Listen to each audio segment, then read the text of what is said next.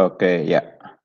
Oke, nggak apa-apa ya. Jadi meski di rumah kita selesaikan untuk hari ini pertemuan terakhir ya. Hari ini pertemuan terakhir untuk mata kuliah manajemen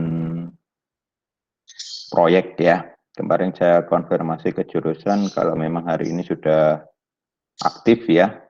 Sehingga akan kita selesaikan pertemuan terakhir ini dengan agenda pertama kita akan bahas ya pertanyaan-pertanyaan yang masuk pada minggu ke-14 dan yang kedua nanti terakhir kita akan sampaikan kisi-kisi untuk OAS ya dan evaluasi selama perkuliahan via daring dalam satu semester ini. Baik, langsung saja saya share screen untuk daftar pertanyaan yang sudah masuk pada minggu ke-14. Oke, apakah sudah terlihat? Terlihat, Pak. Baik, Sudah, Pak. ya. Oke, untuk pertanyaan pertama,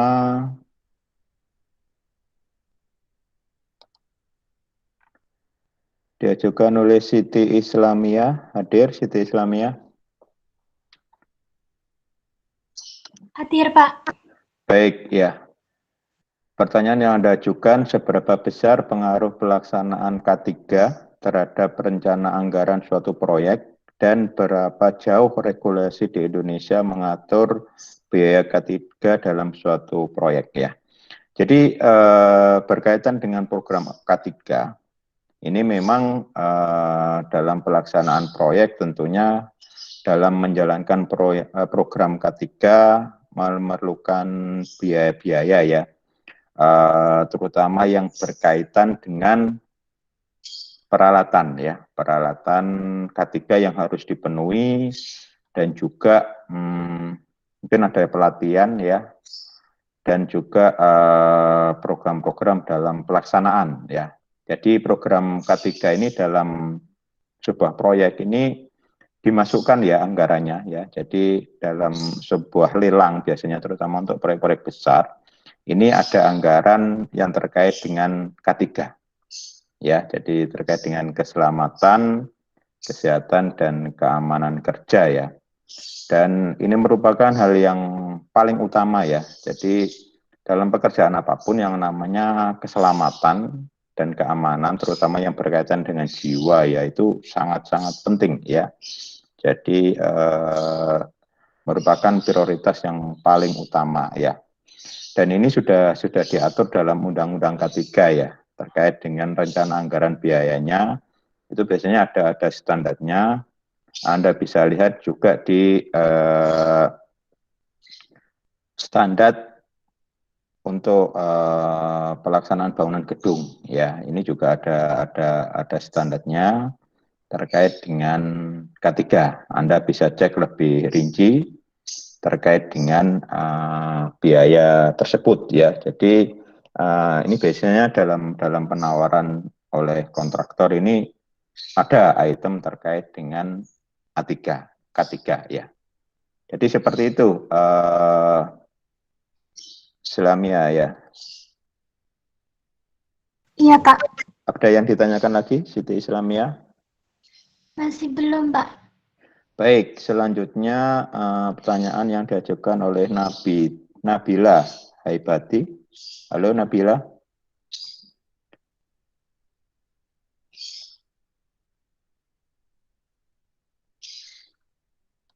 Nabila hadir?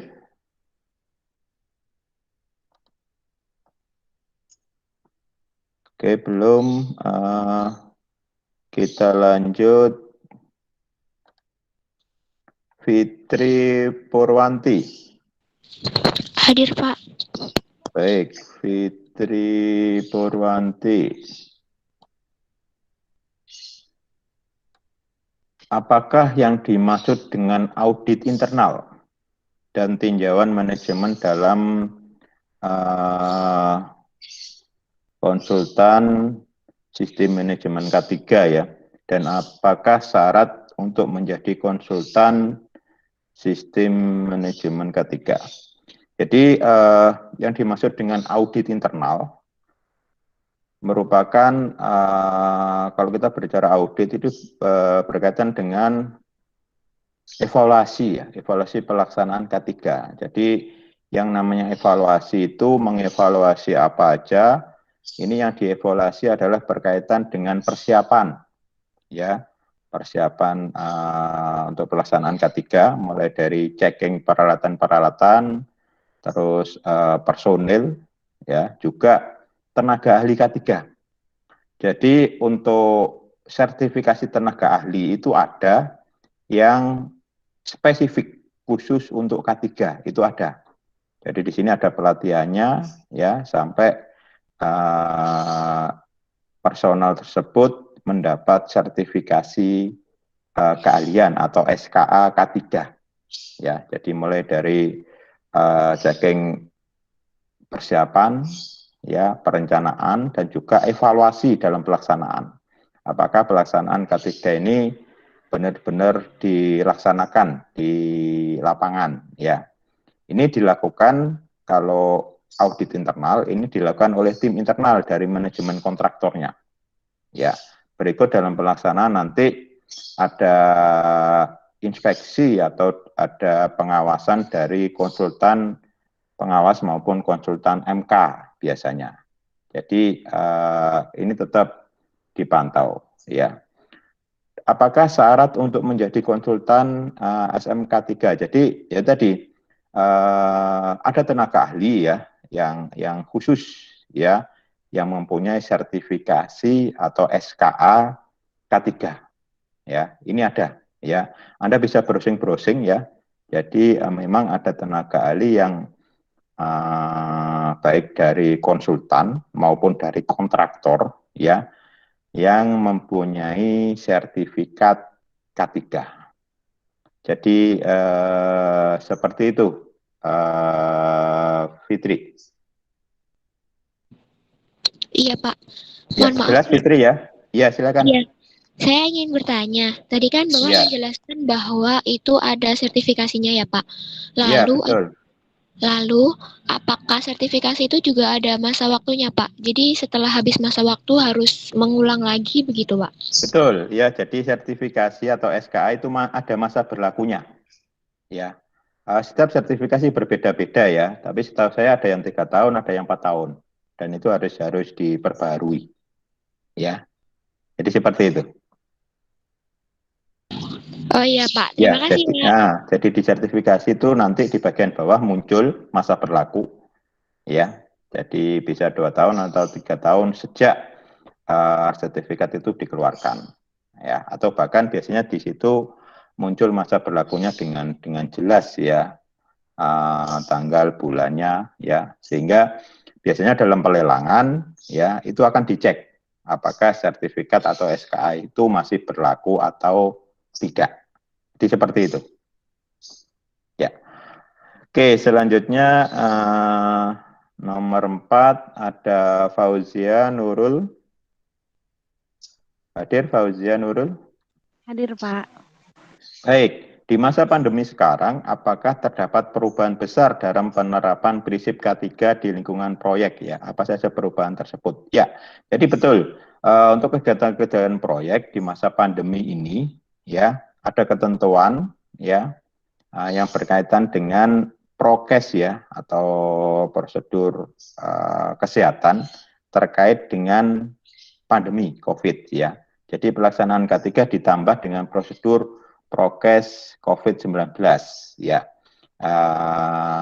Biasanya secara umum ya, seperti prokes-prokes COVID yang sudah umum dilaksanakan, misalnya dengan 3M maupun 5M ya. Jadi mencuci tangan ya, memakai masker, terus menjaga jarak, menghindari kerumunan.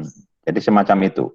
termasuk secara berkala untuk proyek-proyek yang besar ya, yang multinasional biasanya 2 minggu sekali atau bahkan seminggu sekali itu dilakukan swab test atau bisa juga dengan rapid test antigen ya. Jadi beberapa perusahaan besar memberlakukan itu.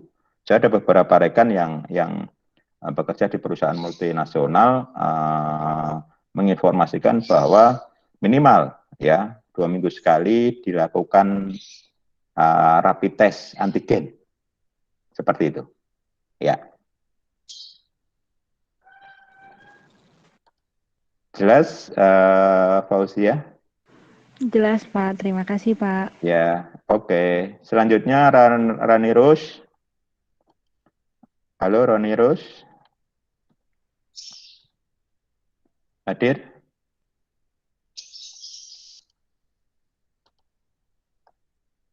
Belum hadir. Oke, saya lanjutkan yang ke-6.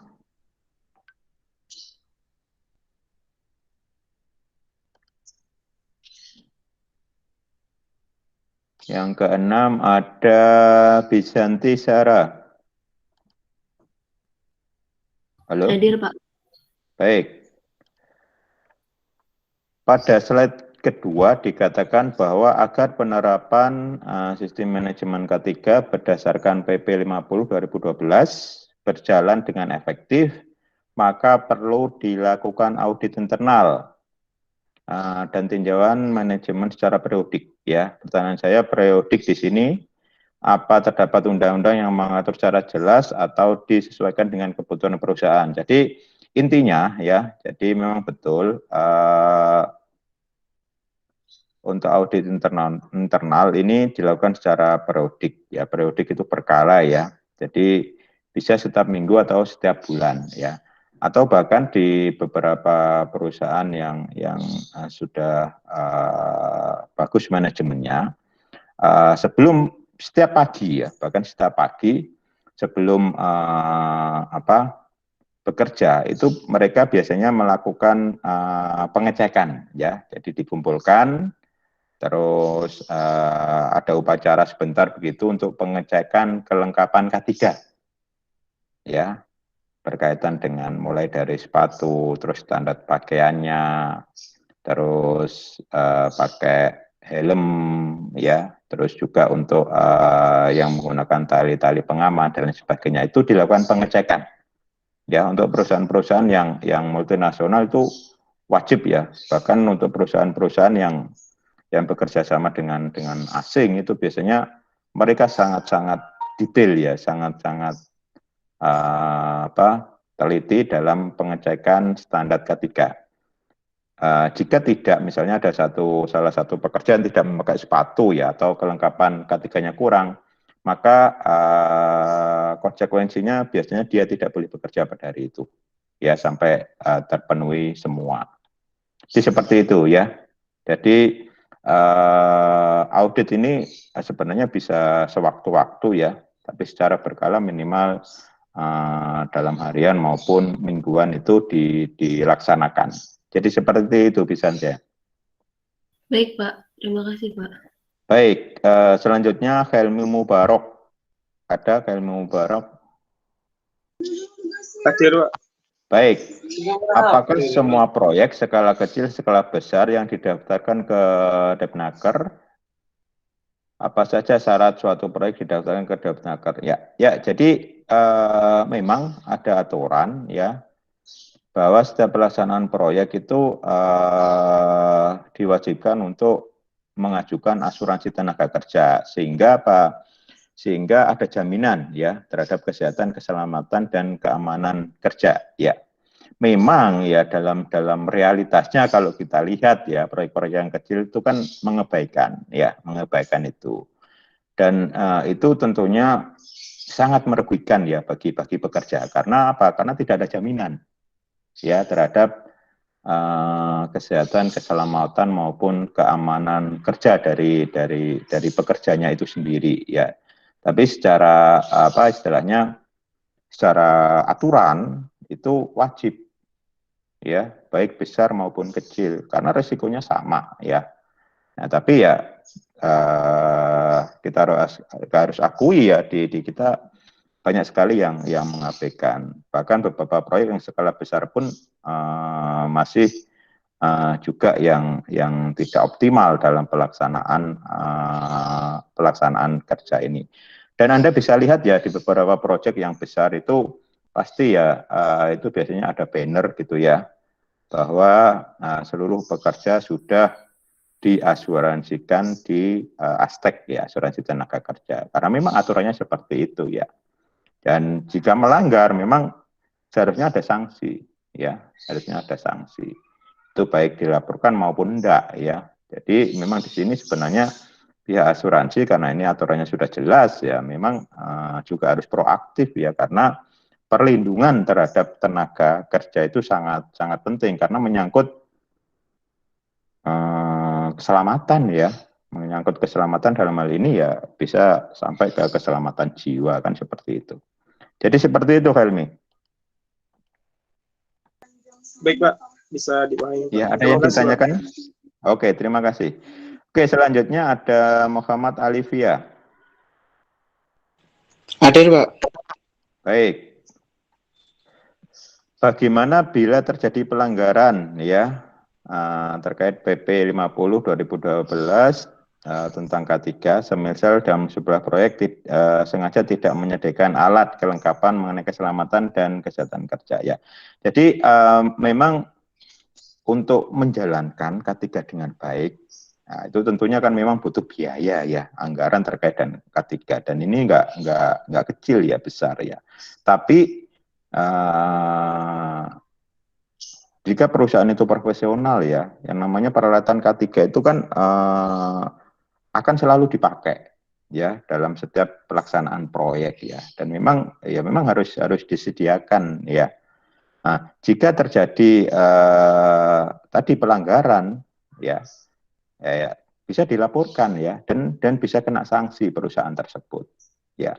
Tapi untuk pelaporan semacam ini kan di kita kan kadang masih sangat apa ya, tidak lazim gitu ya. Tapi sebenarnya bisa ya, jika ada yang melaporkan dan itu disertai dengan bukti dan akan diproses. Dan ini pernah terjadi ya di beberapa proyek seperti itu, bahwa pelaksanaan proyek yang dilakukan ya tidak mengindahkan atau mengutamakan keselamatan dari pekerjanya ya. Karena bagaimanapun sebesar apapun nilai sebuah proyek ya, dia tidak bisa istilahnya menggantikan jika ada kecelakaan yang mengakibatkan hilangnya nyawa kan begitu ya. Nah, itu seperti itu intinya. Ya, jadi bisa dilaporkan, biasanya ada yang foto, biasanya terus dilaporkan, bisa kena itu. Dan biasanya petugasnya akan turun kalau memang terjadi pelaporan semacam itu. Jadi seperti itu. Baik, Pak. Terima kasih, Ya, Pak. ya, oke. Selanjutnya Handi Adi Fani.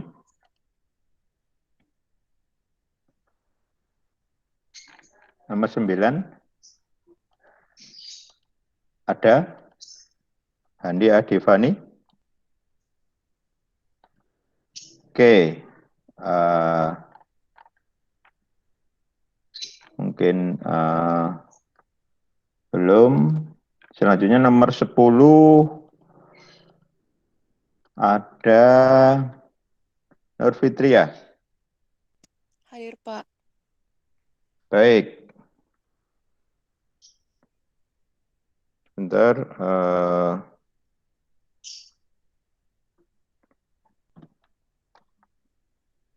Pertanyaan yang Anda ajukan, siapa yang bertanggung jawab atas keselamatan para pekerja apabila terjadi kecelakaan ya. Jadi jika terjadi accident ya, kecelakaan ya, sehingga mengakibatkan luka atau bahkan korban jiwa, yang bertanggung jawab adalah kontraktor ya. Jadi akan dievaluasi kenapa itu terjadi, dan di dalamnya ada MK ya sebagai atau pengawas ya. Ini biasanya kalau terjadi kecelakaan mereka akan dimintai keterangan dan harus bertanggung jawab ya. Meskipun katakanlah itu sudah diasuransikan, nanti bisa diklaim asuransinya, tapi akan dilihat apakah terjadi kelalaian. Ya, dalam artian misalnya sudah dilakukan pengecekan belum sebelum melakukan pekerjaan. Ya, safety-nya sudah berjalan belum? Peralatannya standar enggak? Ya, jadi kontraktor ya dan MK ini akan bertanggung jawab ya jika terjadi kecelakaan, dan banyak terjadi itu ya yang di kita ya. Jadi terjadi kecelakaan ya, apalagi ternyata tidak diasuransikan dan lain sebagainya ya, tentunya kontraktor akan berhadapan dengan prosedur hukum ya dan harus bertanggung jawab. Nah, masalahnya biasanya memang kadang pertama di pekerja kita sendiri juga mengabaikan ya standar-standar, misalnya kalau dia menggunakan safety malah tidak leluasa bekerja dan lain sebagainya. Itu memang perlu edukasi ya, perlu mulai disampaikan bahwa yang utama dalam sebuah pekerjaan adalah keselamatan itu sendiri. Seperti itu. Baik, Pak. Terima Ya, kasih. baik. Ya, selanjutnya nomor 11 ada Ilyasa Robi. Halo, Ilyasa. Oke, suaranya mungkin belum masuk. Nomor 12 ada Salis. Iya, Pak. Hadir. Oke. Bagaimana jika salah satu alat keselamatan kerja seperti reflecting lifelines ya tidak berfungsi secara maksimal dan malah menimbulkan kecelakaan? Nah, ini apakah ada asuransi dari kecelakaan tersebut? Jadi memang terkait dengan peralatan ketiga itu harus dicek ya untuk kelayakan fungsi ya. Nah, jika terjadi misalnya ternyata alat tersebut tidak berfungsi ya, yang terkait dengan asuransi saya pikir tetap akan dapat asuransi kalau memang sudah resmi diasuransikan ya. Tapi terkait dengan klaim besarnya dan sebagainya, terkait dengan hasil investigasi itu nanti seperti apa ya. Jadi kalau asuransi karena biasanya sudah didaftarkan, diasuransikan, dan untuk asuransi itu kan pihak kontraktor memberikan jaminan. Ya, jadi nanti itu nanti bisa diklaimkan. Ya. Tapi itu tadi besar kecilnya apakah bisa dapat penuh atau tidak ya terkait dengan hasil investigasi.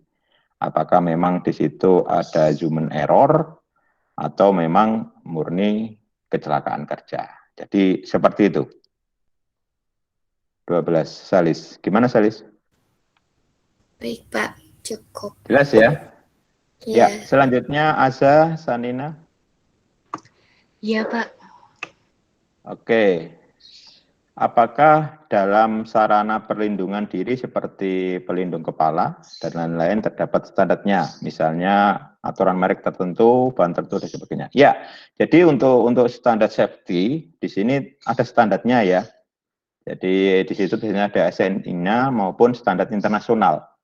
Ya, kalau Anda lihat dari beberapa slide yang sudah saya share, di situ memang ada standar-standarnya ya yang harus dipenuhi. Misalnya pelindung kepala atau helm, ya helm yang seperti apa, ya yang tentunya bisa melindungi kepala dari benturan. Nah ini biasanya ada standarnya sesuai dengan penggunaannya. Sepatu misalnya, sepatu safety dengan sepatu yang bukan safety tentunya berbeda, ya. Atau pelindungan apa istilahnya macam pakaian yang apa tahan bakar dan sebagainya itu ada. Ya, jadi standarnya memang jelas di situ ya. Jadi sesuai dengan SNI terkait dengan peralatan-peralatan yang digunakan. Jadi tidak hanya sekedar aksesoris ya. Jadi helm-helm yang cempreng setelah kena benturan dikit pecah dan sebagainya, tidak seperti itu. Jadi memang di sini benar-benar safety ya. Makanya itu biasanya untuk peralatan safety ini biasanya cukup mahal. ya, karena ya kualitinya sesuai dengan standar untuk menjaga keselamatan. Jadi seperti itu. Baik Pak, terima kasih. Baik, selanjutnya nomor 14 ada Rafli Alandi. Hadir, Pak. Ya, jika melihat keadaan sekarang, tentunya terdapat perubahan dalam merealisasikan standar ketiga. Apakah dimungkinkan perubahan yang terjadi menjadi standar baru yang mungkin akan diterapkan terus-menerus meskipun sudah pasca pandemi. Jadi, sudah saya jelaskan tadi ya, terkait dengan pandemi, maka prokes, standar untuk prokes COVID-19 diterapkan. Ya, apakah berlangsung terus? Nah, ini tergantung nanti kebijakan yang ada ya. Ya, kalau memang dirasa perlu dan ini pandemi ini belum dianggap selesai, ya tentunya masih berlaku. Ya, tapi kedepannya kalau memang sudah dianggap aman, ya bisa jadi standar untuk prokes pandemi sudah tidak ada lagi. Paling enggak adanya kelonggaran seperti itu. Ya, tapi kalau menurut saya misalnya pemakaian masker dan sebagainya itu masih sangat-sangat baik ya, sangat penting, terutama untuk pekerjaan-pekerjaan yang biasanya mengandung istilahnya debu dan sebagainya. Itu tetap harus dilaksanakan. Jadi seperti itu. Oh iya, Pak. Baik, paham, Baik, Pak. ya. Terima kasih. Oke, ya. Selanjutnya 15 ada Salma. Hadir, Pak. Ya. Salma, siapakah yang bertanggung dalam penyediaan kelengkapan dan perlengkapan K3 ya? K3, Ya, jadi Pak. kontraktor ya. Jadi untuk biaya terkait dengan K3 itu ditanggung kontraktor, ya, disediakan kontraktor, karena ya itu tadi dalam anggaran pelaksanaan itu sudah masuk. Ya, sudah masuk ya. Jadi include sudah menjadi tanggung jawab kontraktor. Begitu ya, jelas ya? Jelas, Pak. Terima kasih. Ya. Oke, selanjutnya Farhan. Muhammad Farhan.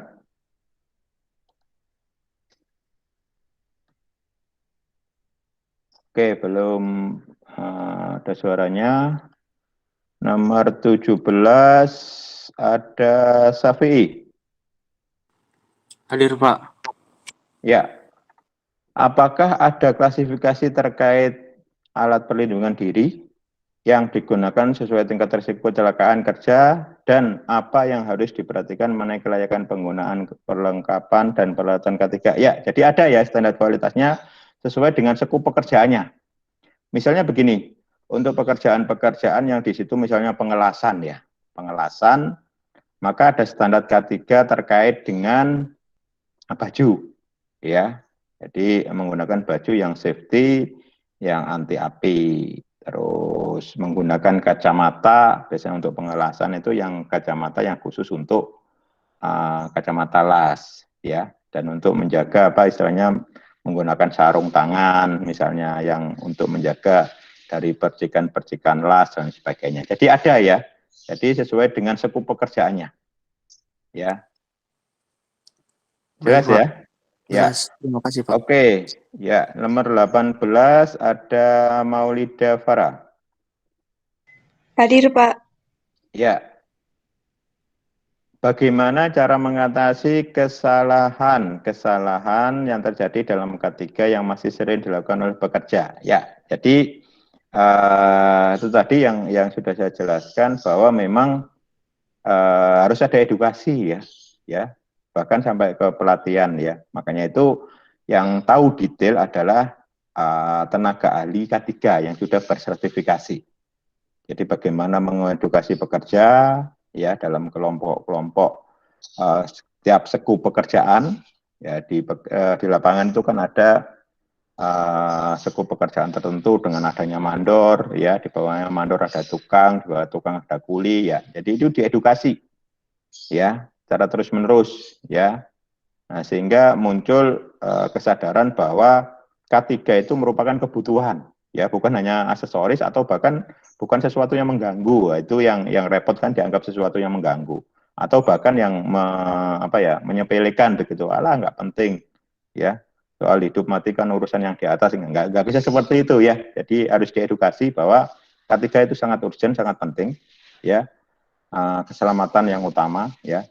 Terus yang kedua, setelah diedukasi dalam pelaksanaan itu jika terjadi pelanggaran atau pengabaian ya diperingatkan sampai diberikan sanksi. Kalau nggak nurut ya udah kamu nggak usah kerja. Biasanya seperti itu ya, karena nanti resiko jika terjadi kecelakaan itu ya tentunya dirinya sendiri, keluarganya, dan juga pihak kontraktor ya.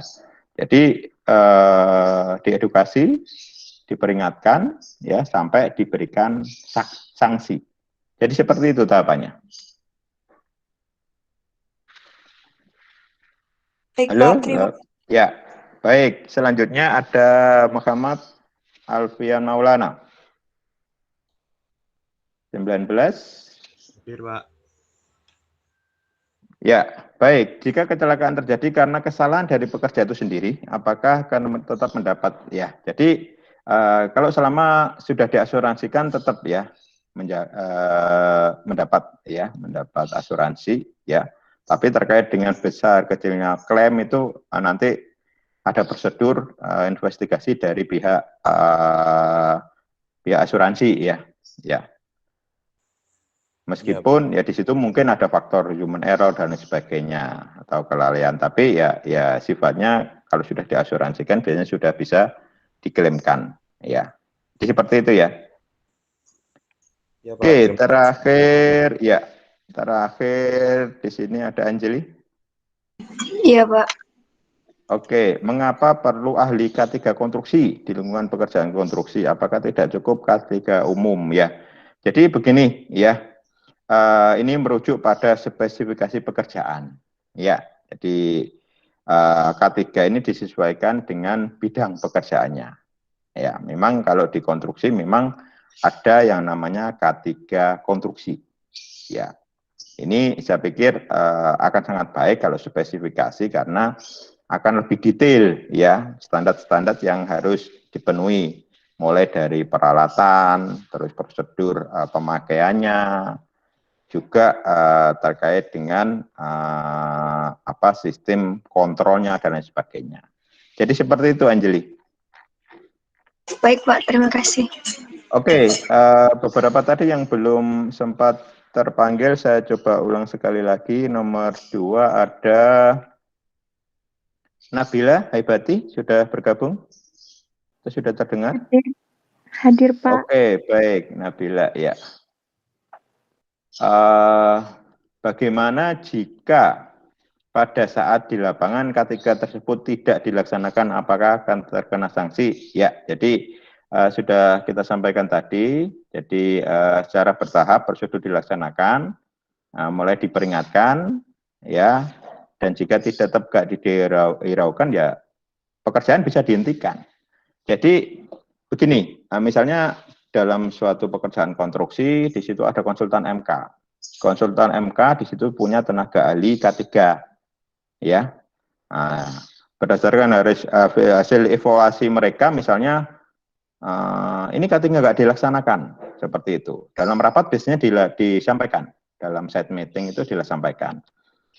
Diperingatkan beberapa kali, kalau tidak, ya udah pekerjaan sementara di pending atau dihentikan sampai K3 itu dilaksanakan. Jadi begitu prosedurnya. Jadi sangat tegas ya, sangat karena itu tadi tidak ada kompromi terkait dengan keselamatan jiwa, keselamatan pekerja.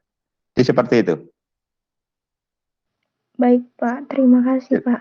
Baik, jelas ya. Nomor 5 ada Rani Rose. Sudah terdengar suaranya Rani Rose?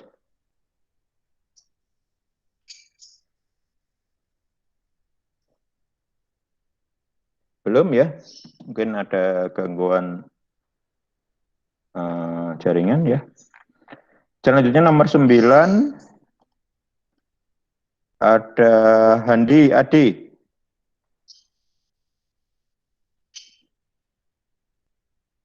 Belum. Nomor 11 ada Ilyas Robi. Belum. Nomor 16 ada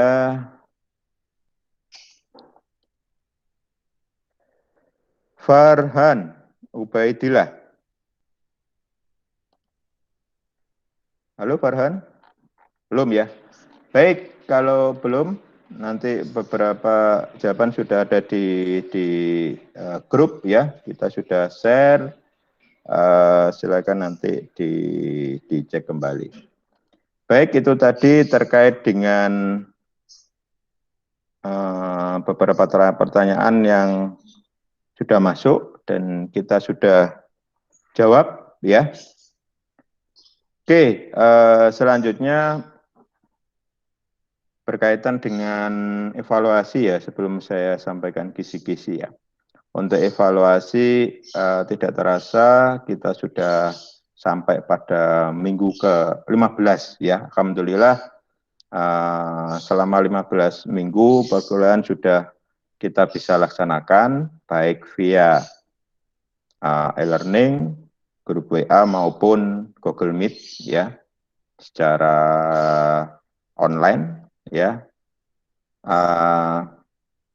Memang kita menyadari bahwa perkuliahan secara online itu tidak akan sama persis dengan perkuliahan secara offline. Namun kita berupaya untuk bisa menyampaikan materi perkuliahan ya sesuai dengan SAP di awal perkuliahan, juga evaluasi yang sudah kita laksanakan ya. Dan alhamdulillah terima kasih sekali, respon Anda sangat baik ya, baik via Google Meet dalam pembahasan pertanyaan maupun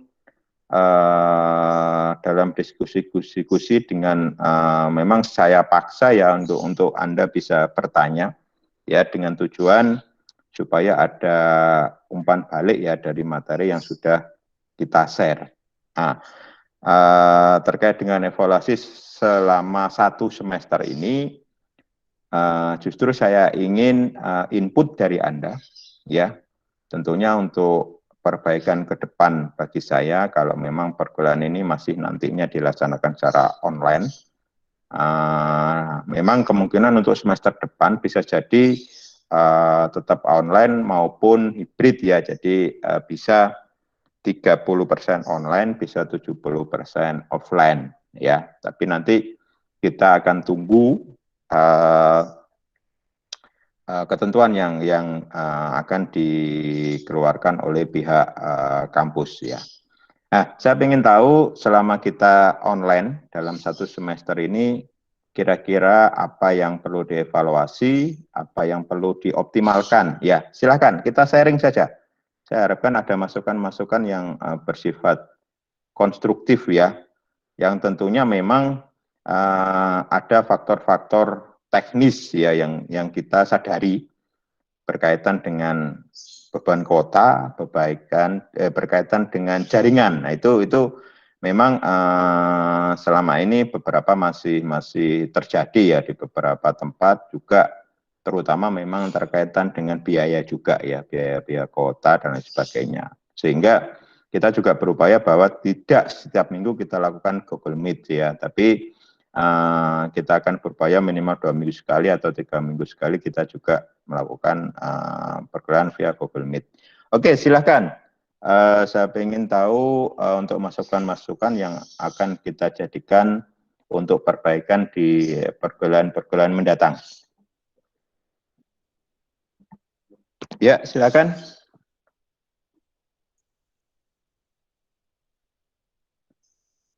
Apakah yang perlu diperbaiki atau ditingkatkan? Atau menurut penilaian Anda ini sudah cukup optimal atau bagaimana? Menurut saya udah cukup optimal, Pak. Kalau kendalanya sendiri apa kalau dari Fauzia? Kalau kendalanya dari saya pribadi cuman di masalah jaringan doang, Pak.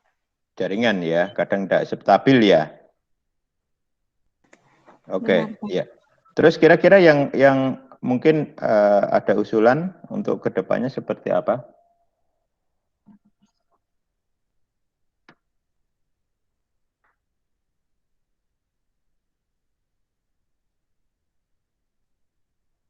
Atau yang lain silahkan. Kalau untuk main pro ini kan kita cuma 2 SKS ya. Jadi terkait dengan beban tugas dan lain sebagainya, tugas sudah ada ya. Jadi evaluasinya ada UTS, UAS ya. Terus nanti ada evaluasi lain terkait dengan keaktifan ya. Karena 2 SKS ya tentunya bebannya kita sesuaikan ya. Kita sesuaikan.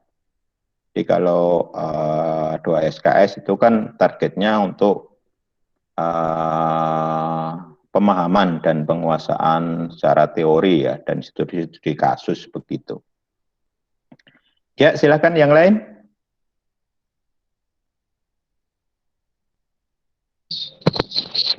Kalau dari saya mungkin saran sih Pak, Iya. ada beberapa materi itu yang diupload di YouTube. Soalnya kadang tuh putus di tengah-tengah gitu loh Pak penjelasan dari Bapak. Jadi kita harus tanya ke si A, si B. Soalnya kalau kita langsung tanya ke Bapak kan kadang juga jadi gitu. Jadi aduh tadi apa ya kalau nanya di tengah-tengah, jadi kayak aduh susah gitu gitu sih Pak. Jadi mungkin ada beberapa materi yang diupload di YouTube sih seperti itu. Baik, ya. Ya, terima kasih ya. Jadi memang ada beberapa yang sudah kita upload tapi nggak semuanya ya. Jadi oke, terima kasih. Kedepannya nanti akan selalu kita record ya. Dan memang beberapa yang sudah kita, misalnya hari ini kita record, nanti kita share linknya. Tapi saya pernah lupa bahwa kalau share link itu ternyata filenya besar sekali. Ya, filenya besar sekali dan saya akui itu merupakan kendala juga ya. Jadi nanti dari yang kita record ya, karena filenya besar itu coba kita olah lagi dan kita masukkan di link YouTube. Jadi seperti itu ya. Nanti terima kasih, nanti akan selalu kita sehingga sewaktu-waktu nanti Anda bisa bisa melihat YouTube-nya ya. Memang tidak semuanya, dalam artian tidak semua materi kita telah siap untuk share link YouTube ya. Dalam artian misalnya ada materi yang seperti presentasi dan sebagainya ya. Tapi kedepannya coba kita optimalkan lagi. Oke, terima kasih Fitri. Iya Bapak, terima kasih Pak. Oke, ya silakan yang lain.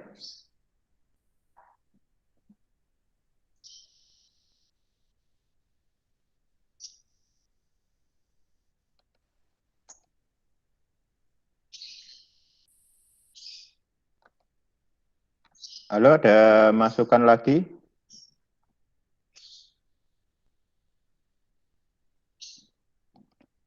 Oke, kalau belum ada, terakhir berkaitan dengan kisi-kisi UAS. Jadi untuk apa istilahnya,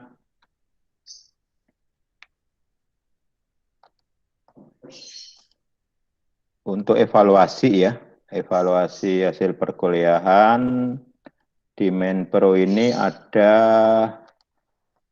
UTS, ada UAS, dan juga keaktifan berkaitan dengan presensi ya.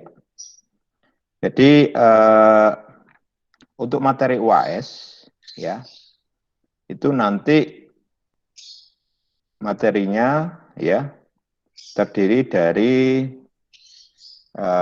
materi mulai awal perkuliahan ya, sebagai kita ambil ya mulai dari awal perkuliahan sampai UTS, tapi persentasenya nggak besar ya, sekitar cuma 20%-an sampai 30%, yang 70%-an kita ambil materi setelah UTS ya. Jadi sistem ujiannya merupakan ujian tulis ya, seperti pada saat UTS, ya. Jadi nanti Anda menjawab beberapa pertanyaan. Yang beberapa pertanyaan itu memang sebagian kita ambilkan dari beberapa pertanyaan yang sudah pernah Anda ajukan di pengajuan pertanyaan di materi mingguan. Ya, seperti itu. Nanti terkait dengan jadwalnya akan kita informasikan lebih lanjut. Kita menunggu dari jurusan. Dan nanti seperti UTS akan kita share soal ya via grup, dan nanti hasilnya atau jawaban dari UAS itu dikirim via email. Jadi seperti itu ya. Jadi materi-materinya mulai dari tahapan kegiatan proyek, terus terkait dengan Perpres 16 ya, terkait dengan pengadaan barang dan jasa ya, terus berkaitan dengan lelang konsultan maupun kontraktor ya, terus berkaitan dengan konsultan manajemen konstruksi ya, terus berkaitan dengan metode pelaksanaan proyek, pelaporan pengawasan proyek ya. Terus ada materi berkaitan dengan beton pracetak, ya, manajemen SDM, sampai materi yang terakhir berkaitan dengan K3 konstruksi, ya. Jadi kisi-kisinya semacam itu. Yang penting ya, yang penting bahwa Anda memahami ya, Anda memahami apa istilahnya materi-materi yang sudah diberikan, terutama daftar-daftar pertanyaan yang sudah Anda tanyakan dan sudah kita bahas ya.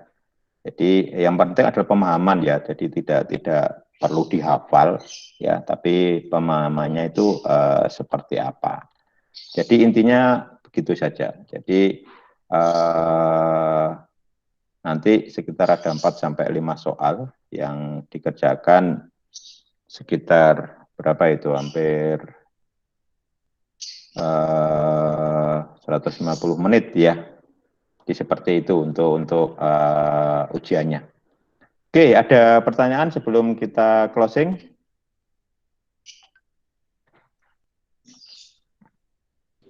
Kalau dari saya ya, jelas ya? Insya Allah. Baik ya, kalau nanti ada hal-hal yang kalau ada hal-hal yang perlu ditanyakan nanti mungkin kita bisa atau Anda bisa sampaikan di grup kita. Baik, terima kasih. Itu yang bisa kita sampaikan pada perkuliahan hari ini. Sekali lagi mohon maaf lahir dan batin ya, selalu jaga kesehatan ya, dan Anda persiapkan untuk menjelang UAS, dan alhamdulillah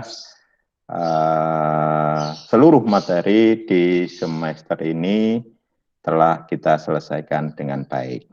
Demikian yang bisa saya sampaikan, kurang lebihnya mohon maaf. Saya akhiri, wassalamualaikum warahmatullahi wabarakatuh. Waalaikumsalam warahmatullahi wabarakatuh. Waalaikumsalam warahmatullahi wabarakatuh. Terima kasih banyak, Pak. Pak.